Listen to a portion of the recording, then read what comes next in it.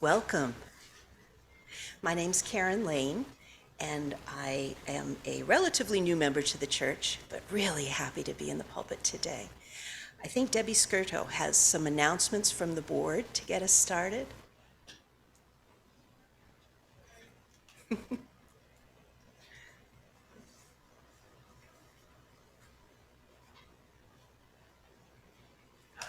Sorry.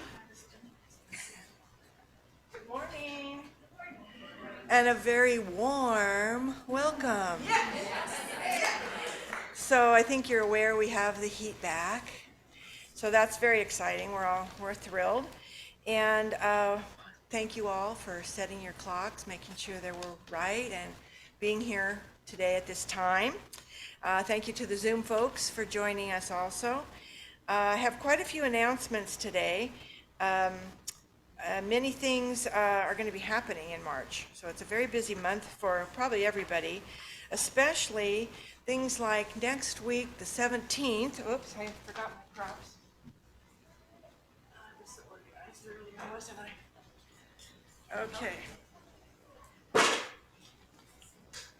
Okay, next week we know is very lucky. It's a very lucky time. And we've decided on that day, since it's lucky, to start our pledge drive. So that will be the kickoff next week. To do that, you'll have some speakers, etc. And we will also have a picnic potluck at the end. That means that we're trying to do things that are cold. Now, part of the reasoning was when we started this plan, we didn't know if we'd have a stove or any way to heat anything. And that's just very complicated in the kitchen. When somebody brings something and they say, well, this has to go at 350 for 10 minutes, and this has to go at 375, and don't put this on for more than just a couple.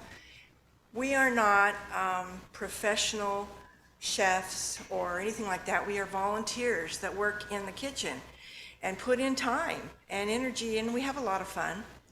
But we really appreciate when somebody brings something for a potluck that they help us by bringing the food to feed 8 people, ready to serve, sliced, plated, etc., that your dishes are labeled with your name, and you include the serving utensils.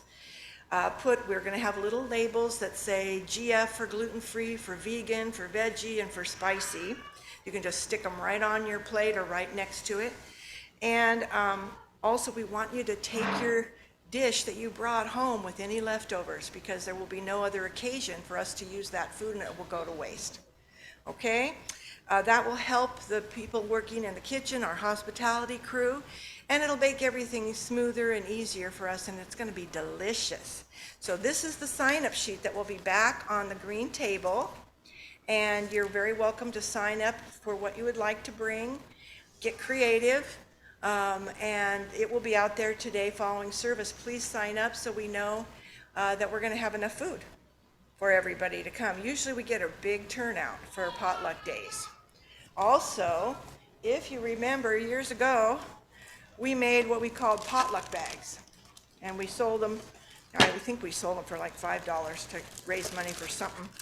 And inside we had gotten plastic dishes and stuff from the thrift stores and all that, and we had put them all in there with a real fabric napkin or towel and real silverware, okay, in this big bag. And the plan is you bring your stuff, you use it to eat with, you scrape it off, you put it back in the bag, you put it back in whatever. You can just bring a regular grocery bag, it doesn't matter, and take it back, and you take it home and put it in your dishwasher. Okay, we don't have a dishwasher, not at church. So that's what we do. It's also wonderful. The Green Sanctuary Committee really suggests this and really hopes we will start being much more ecologically friendly. So that's it for that commercial. Also to highlight for any of the chairs or heads of committees and groups, if you are some group that has a budget, you need to turn in your annual budget request by the 17th next week to Carissa, our treasurer. And that way we can make sure we have the budget that you want, hopefully, and that you're not waiting at the mercy of the finance committee after happy hour. because they could slash and burn things. You know, you never know what they might do if you don't turn your request in.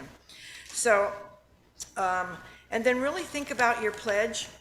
As you're making your pledge, we'll have the new sign-up pledge cards next week also. And also think about what type of activities and what kind of service you might want to bring to MVUUC. What would you like to get involved in? We're going to be doing a lot more towards that with our new team framework, so that will be coming out for you in May. We'll make sure you have all the details. Also, then the 24th, we have a new member class, which is going to be a lot of fun. And some of you have already received invitations to that. If you're interested and you haven't, please see me. I'll make sure you get one and get all the info. That's on March 24th. Then also, we have, of course, on the 31st, it's Easter, and choir will be singing, and I'm sure it will be a big and fun and colorful day to celebrate the last day of March. Pretty amazing. It's almost there already. The young adults group will be meeting that day, and I do think that's the justice meeting also. No? The last? This time it will be a week before. Oh, so the 24th is the justice meeting. Okay. The grief group meets on the 20th, which is a Wednesday at 7 here. Yeah, I'd said that. At Camp Diviniville, we have a retreat week on June 7th to 9th. And then we have a district assembly in Ventura that you can sign up for April 26th to 28th. So just remember your pledge, your pledges will start happening next week. They also are available to do online. And we also want to get those budget reports in, requests in. Thank you all so much. See you later.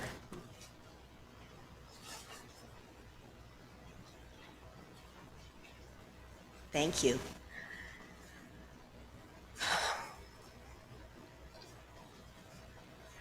We sound the bowl 3 times. Once for those who came before us. Once for those of us here and now. And one for those who will come after us.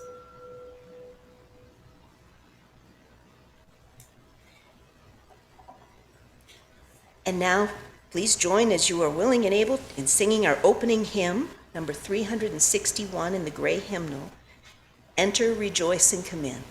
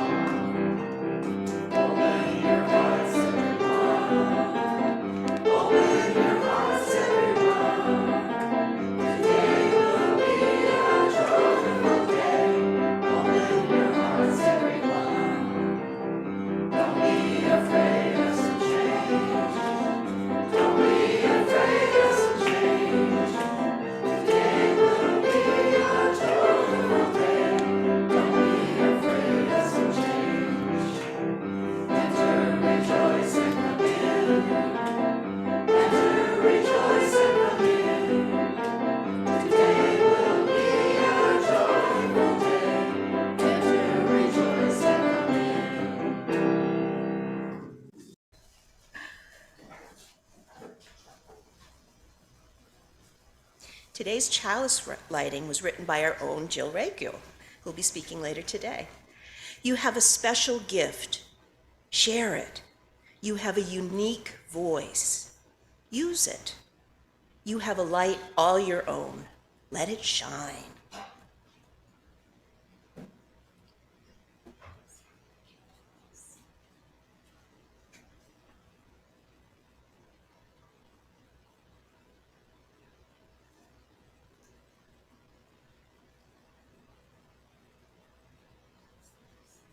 Show me how to do this earlier today.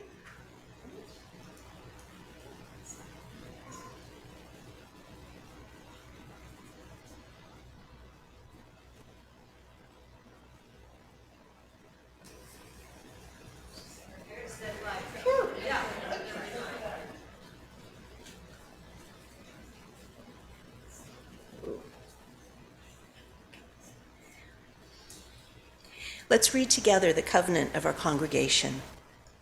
It's in your order of service. We affirm that love is the greatest purpose of this congregation. The search for truth is our constant star, and service is our prayer.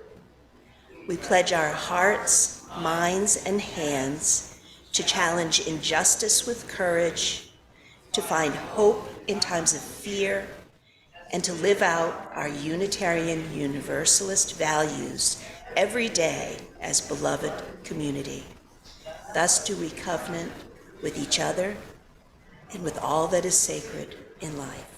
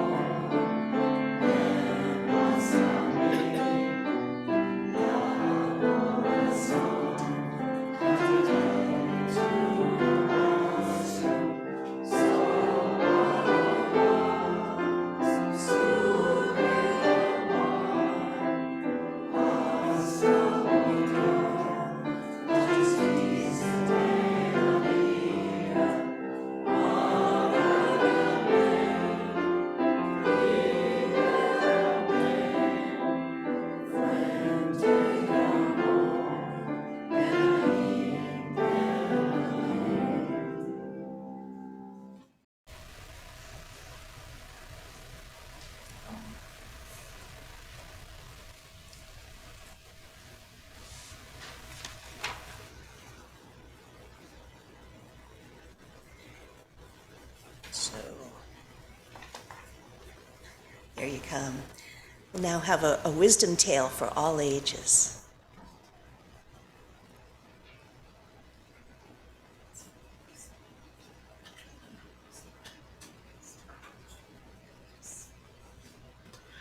Today's wisdom story is maybe a story about the endless potential in all of us, and it's written by Kobi Yamada. I'll have it on the back if anybody wants to take a look after service.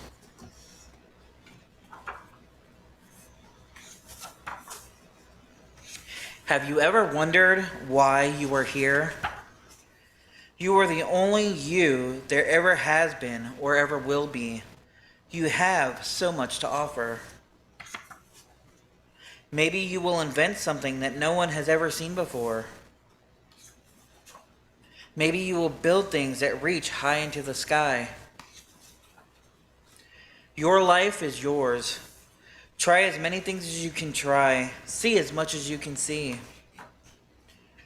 Wherever you go, take your hopes, pack your dreams, and never forget. It is on journeys that discoveries are made. Maybe you will help others to see the beauty in each day.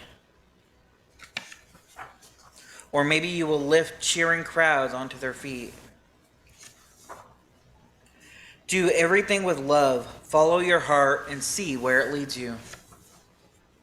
Maybe you are here to shine a light into places that have been dark for far too long. Maybe you will speak up for those who cannot speak for themselves. Maybe you are here to help in ways that only you can. There will be struggles, there will be fears, and it won't always be easy. At times it will feel really hard, and you might make a mess of things, and you may fall down. You may fail.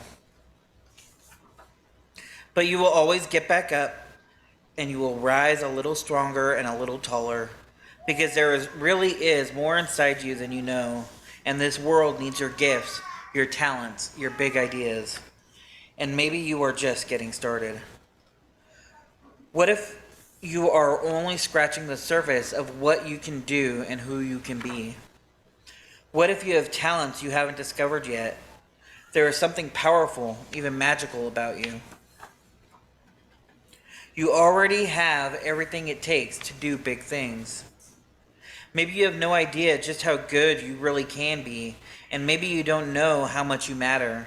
But maybe, just maybe, the world has been waiting centuries for someone exactly like you. One thing is for sure, you are here, and because you are here, anything is possible. Thank you. And I saw Riley walk in just in time to come up and get our chalice. And then you guys can sing us out. Thank you.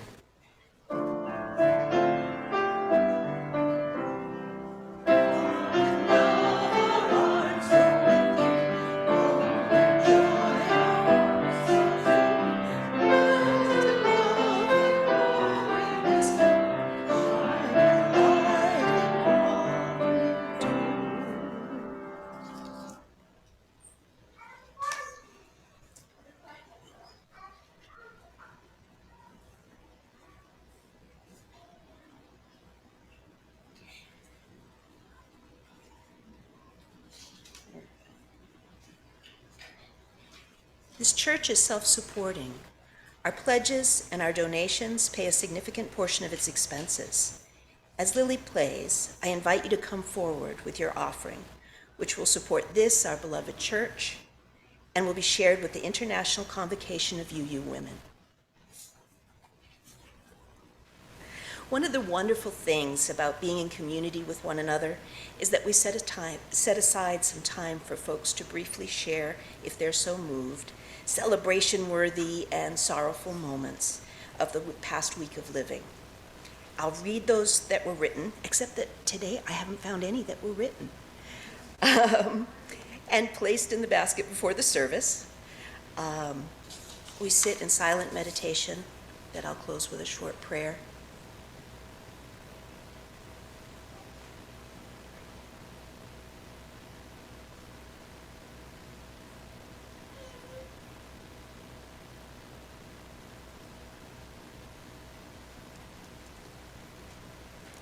Spirit of life, we are grateful to enjoy these moments together and all the many blessings in our lives. May we gather strength from our good times to fuel us as we face challenges. May we know the comfort of being held and supported in our dark moments, as well as the joy of comforting and supporting others in need. And may similar blessings be showered on all living beings, because we all matter. Amen. The gentle song, called the Meditation on Breathing, is something that we'll sing through 3 times.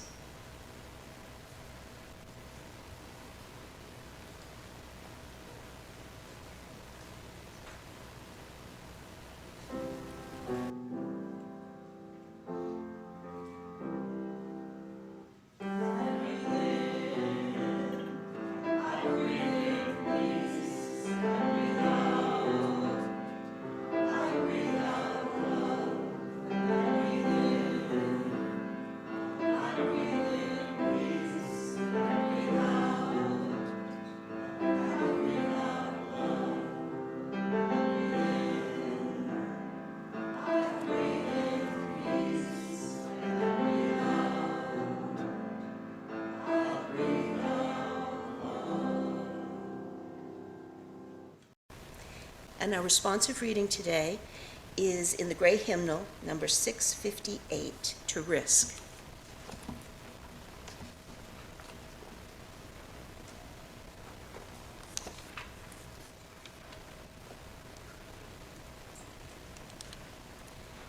To laugh is to risk appearing the fool.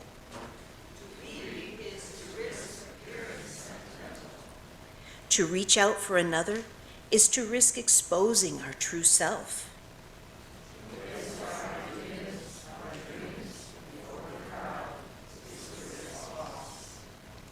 To love is to risk not being loved in return. To try is to risk failure.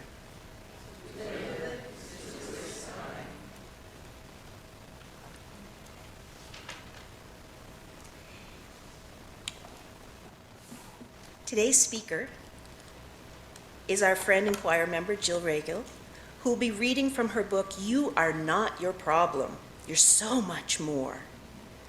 Jill, who was raised in Claremont, retired after a career focused on helping people improve their own lives. She's taught at the high school and college levels, Cal Poly Pomona. She's also been a marriage and family therapist and is a shamanic practitioner specializing in soul retrieval. The author of 7 books and numerous articles, today Jill will be sharing with us her book, You Are Not Your Problem.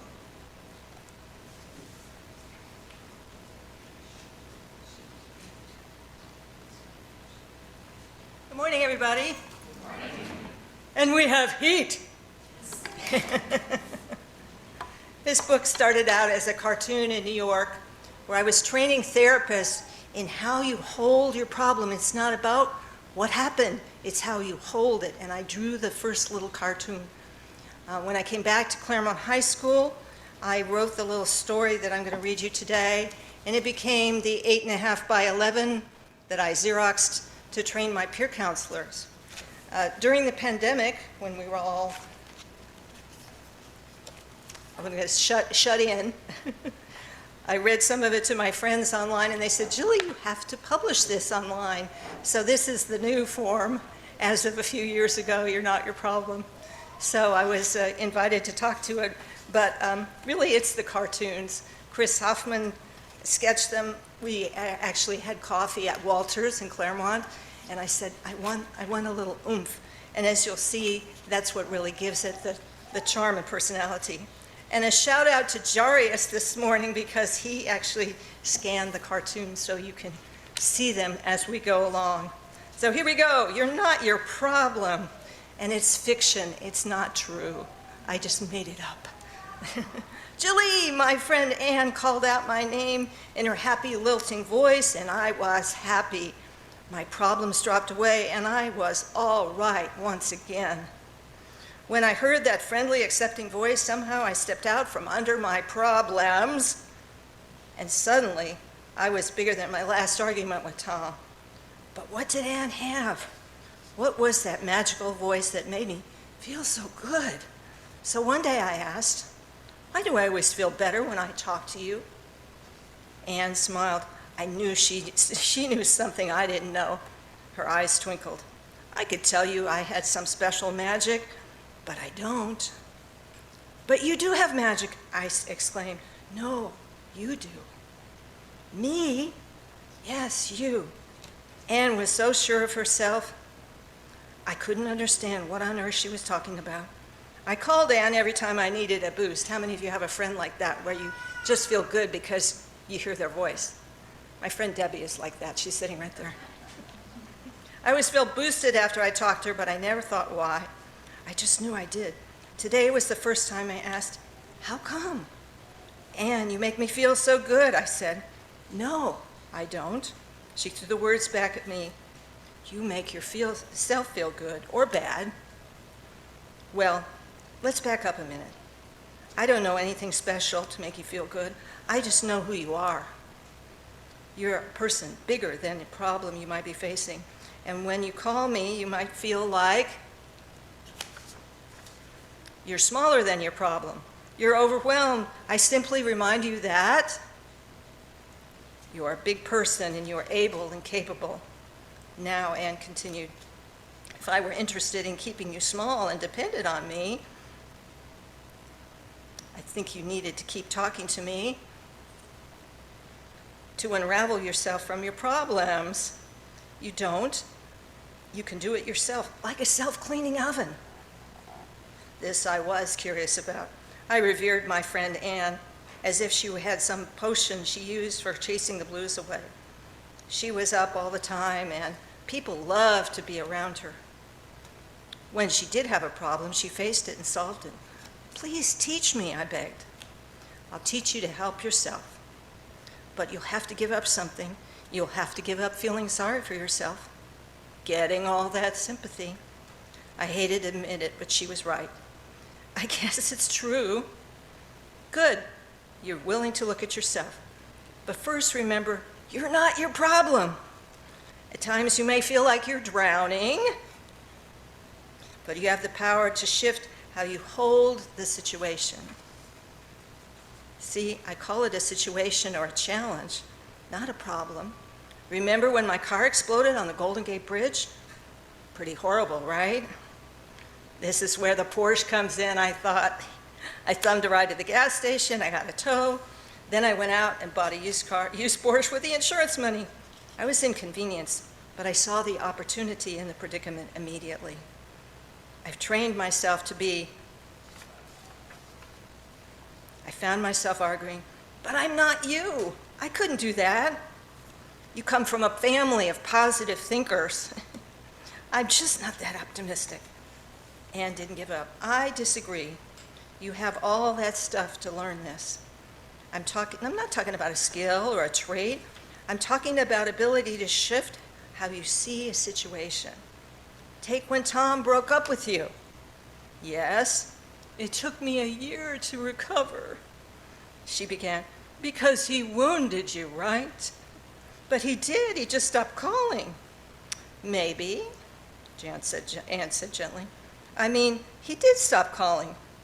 But do you think he meant something bad about you? Huh? I said. Well, like, did you think you were bad, or you did something wrong, or maybe you were wrong? Of course, I said.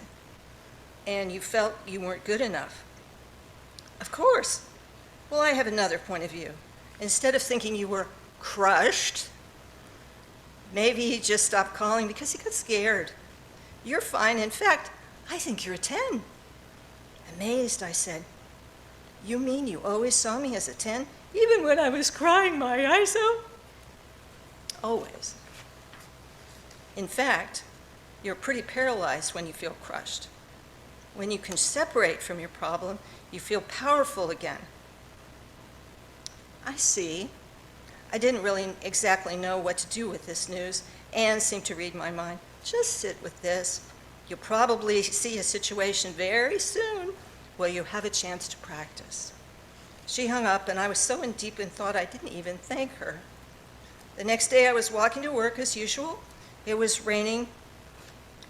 Sounds like something in Southern California. So I had my umbrella up, but no raincoat. The gutter still overflowed from night's downpour. I just stepped off the curb, and a car rounded the corner and splashed muddy water all over me.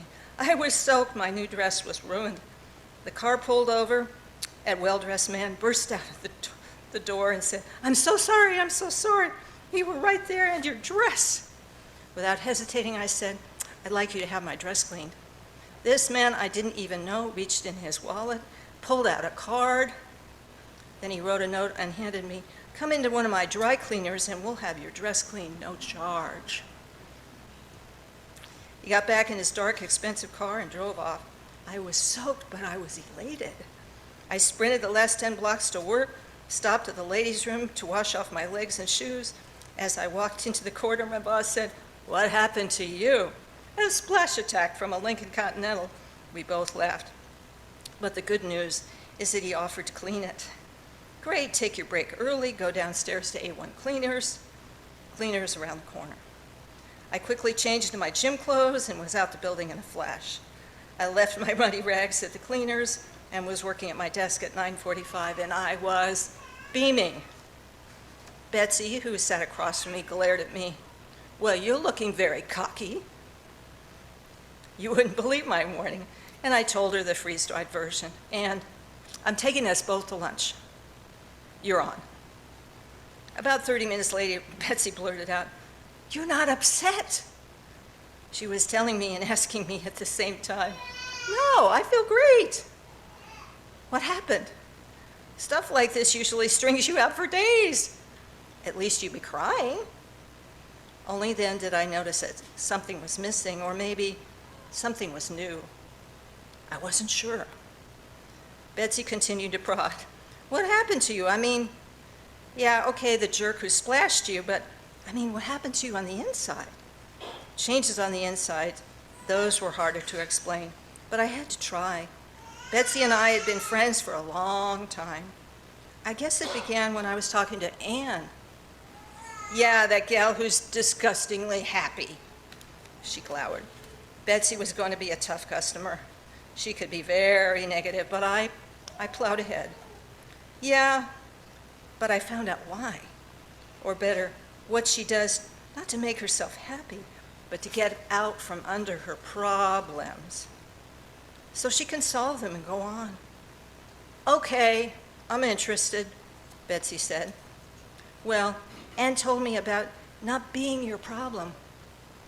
Huh? Yeah. Is this going to be one of those spiritual conversations? She noticed as she folded her arms across her chest, I think I'm going to be sick right now. Betsy! I was shouting to get her attention. While she sat silently, and I tore off a sheet of paper and drew. I started back to work. Betsy said nothing until lunchtime, which was extremely unusual for Betsy. At 12:15, we both walked to our favorite restaurant for birthdays, holidays, retirements. Too expensive for every day, but this wasn't every day. I let her begin. What is? And she drew on the napkin. You're not your problem. Well, that's the secret Anne told me. So, Betsy said. Well, when I got splattered this morning, I could have been upset. I could have let the situation get to me, but I saw there was an opportunity. In fact, it happened so fast I didn't even get upset. Chomping on her crab salad, Betsy continued. Well, lunch is nice. You got your dress cleaned. But I don't see how opportunity business, well, you were just in a good mood. No! This was going to be tougher than I thought. Betsy and I had worked together for years. We had coffee together, lunch together, commiserated together. After I listened to her complaints about Ralph, she'd be all ears for mine about Tom. I felt sorry for her, she felt sorry for me. Maybe feeling sorry for yourself was a part of why people get stuck in. As I slogged ahead talking to Betsy, I suddenly appreciated Anne's many talks with me. I'd been really stuck in. Betsy, you know your relationship with Ralph. Yeah. Well, I think you mostly feel like you're... I took a big risk, like a victim. I am. We call for a date and never show up. He can be so loving and sweet, and then he disappears for a month. Betsy looked like a whipped puppy. I'd heard this all before, my on again, off again Tom, just like her Ralph. We both were women who put up with men who treated us badly. I shuddered to think I'd been a victim, just like Betsy was being now. Maybe that's why she was making me so mad. I could hear the irritation. She could hear the irritation in my voice. Betsy, you're doing just what I did. I felt powerless in the mercy of Tom the Crumb. But I love Ralph, and he loves me. I know he does. He just doesn't treat me very good. It's not his fault. She tolerated this jerk, and now I was really mad. Well, whose fault is it? Mine, I guess. I just don't think I could find anyone else. And at least I have a boyfriend I could talk to, even if he treats me bad. I wanted to yell at her, "You're crazy!" But I restrained myself. I ordered coffee so I could buy some time to think of what to say next. You're not your problem. You're so much more. And that's just the first little chapter. Thank you very much.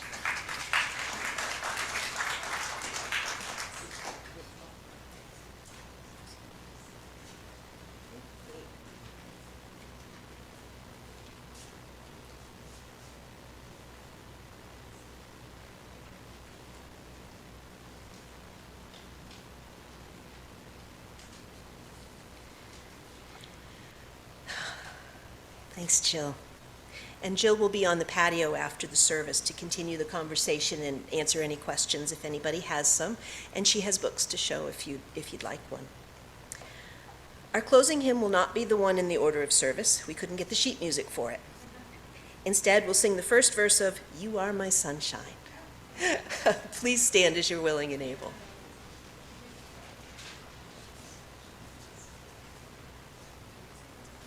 Oh, sorry.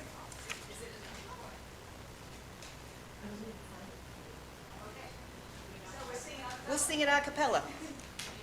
My sunshine, my only sunshine, you make me happy when skies are gray.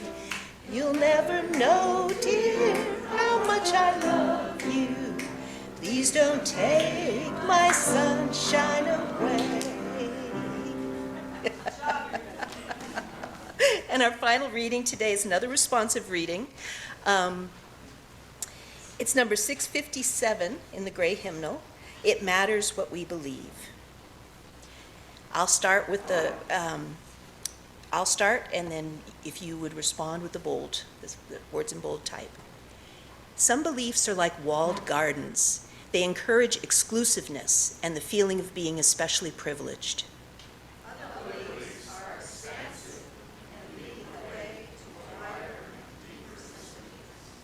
Some beliefs are like shadows, clouding children's days with fears of unknown calamities.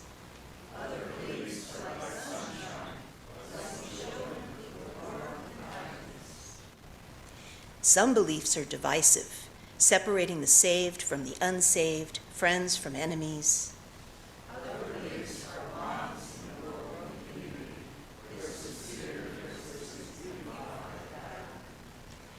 Some beliefs are like blinders, shutting off the power to choose one's own direction. Other beliefs are like gateways, opening eyes. Some beliefs weaken a person's selfhood. They blight the growth of resourcefulness. Other beliefs nurture self-confidence and enrich the feeling of personal worth. Some beliefs are rigid, like the body of death, impotent in a changing world.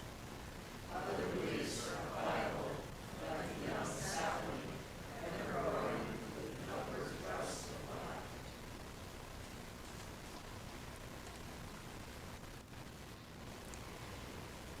We hold this light from the chalice in our hearts, and as we extinguish it today, may it continue to burn brightly within us, helping to guide us on our path until we meet again.